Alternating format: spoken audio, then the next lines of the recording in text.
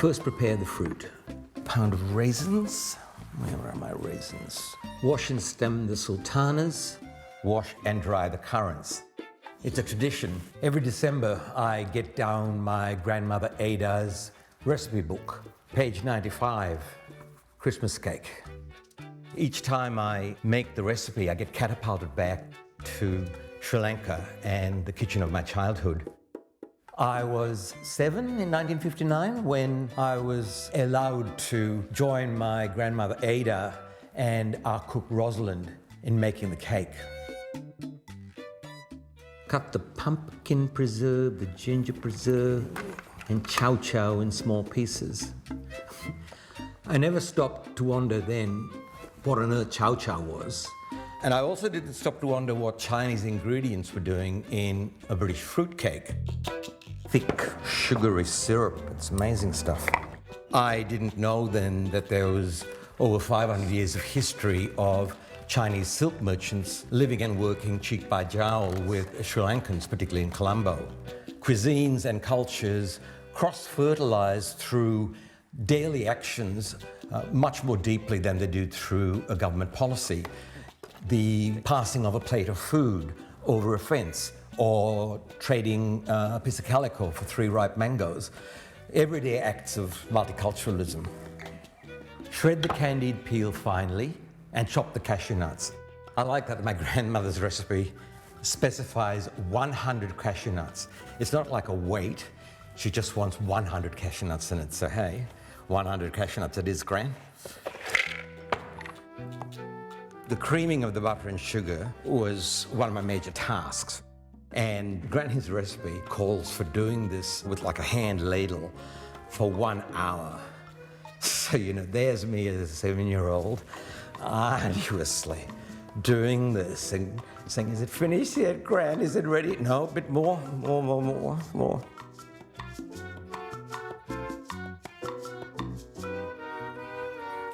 We didn't have an oven in our house. Back then, lots of families didn't. And we used to take the cake across the road to my uncle, who had an oven. The batter should be ready. Then add the eggs, the yolks, one at a time, beating well after each is added. Mix in the semolina gradually. Semolina is another of those curious ingredients to find in this kind of a fruitcake. This adds more history to the Sri Lankan story. The story this time is about Mughal empires in northern India. These conquerors ate sweet cakes made of semolina. And kitchen by kitchen, these cakes made their way down into the Tamil-dominated northern part of Sri Lanka, and hence ended up in the Christmas cake. I like to see the semolina as a small culinary act of enduring anti-colonialism. I've got some cinnamon, here's the cloves, spices. That's what the Europeans came to Sri Lanka for. Cinnamon in particular. Beautiful. First the Portuguese and then the Dutch, they didn't try to conquer and own Sri Lanka.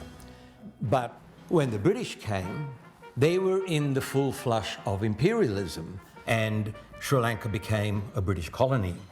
My grandmother Ada and I are Sri Lankan burghers. That's a hybrid group of people with a mix of Dutch and Portuguese, a little bit of French, Tamil and Sinhala. We were the westernized middle class that acted as the administrators for the British Empire. I think you can read the Christmas cake as a metaphor for the burghers, like my family. Lastly, the brandy, rose water. You have a bit more honey anyway. Bees' honey, vanilla, and essence of almonds. The whites of 8 to 10 eggs, beaten very stiff. Bake in a moderate oven for about 4 to 5 hours. When Sri Lanka gained its independence in 1949, we burghers were not welcome anymore, and I can understand that. The burgher diaspora migrated to Britain and its former colonies. It was in 1962, when I arrived in Australia, that I finally found out what chow chow was. It was choco, growing on all the dunnies in Sydney. I think it's fitting that from the outset, this Sri Lankan cake had an ingredient from my Australian future. Christmas, here we come.